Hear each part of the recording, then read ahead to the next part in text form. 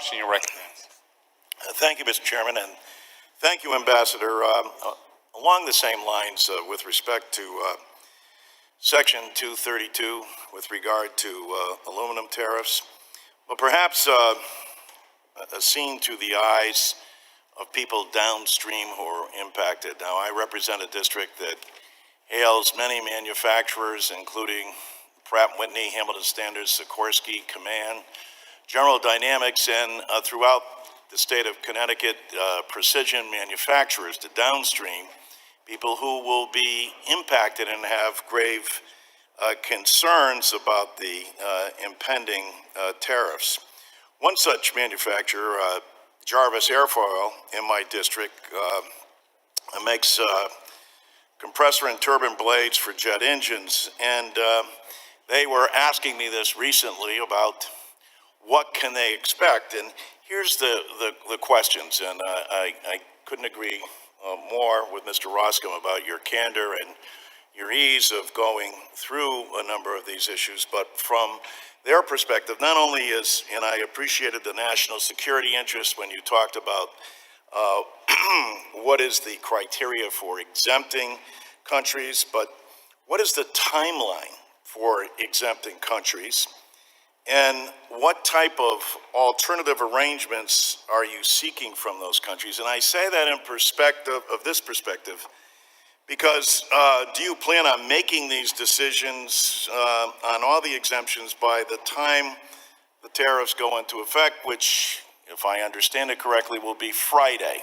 And so you can imagine the intensified concern that creates about that large supply chain, not to mention, of course, the manufacturers themselves in general.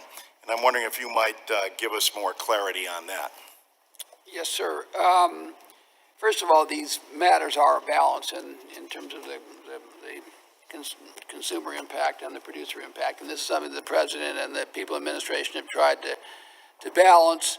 In terms of the aluminum generally, it's a pretty clear case that the U.S. industry is under assault and is really close to being completely destroyed. 90% of the primary aluminum is coming in through imports. I mean, it's a very, very serious problem, but that's not in any way to minimize the effect it's having on consumers.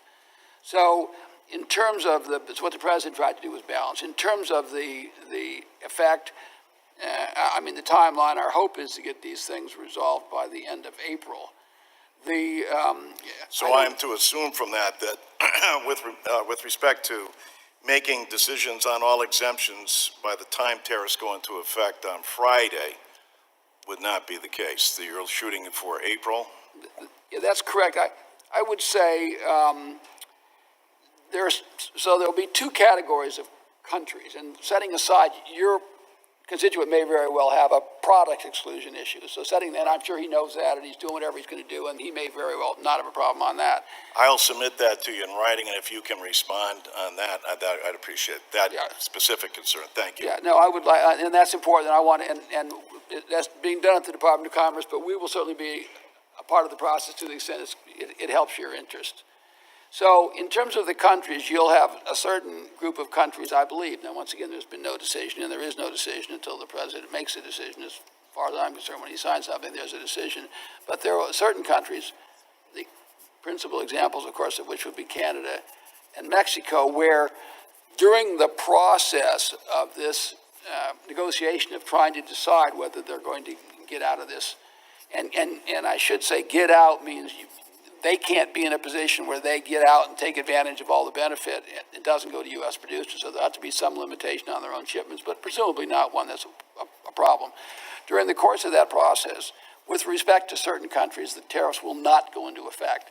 That's how I envision it. Now, whether this happens, it's up to the President, but I envision it during the course of this negotiation between now and the end of April that those countries do not see their tariffs go into effect. There are other countries that think they should be excluded, that it will go into effect, and it'll go into effect on Friday. And for those people, there'll be more of a disruption.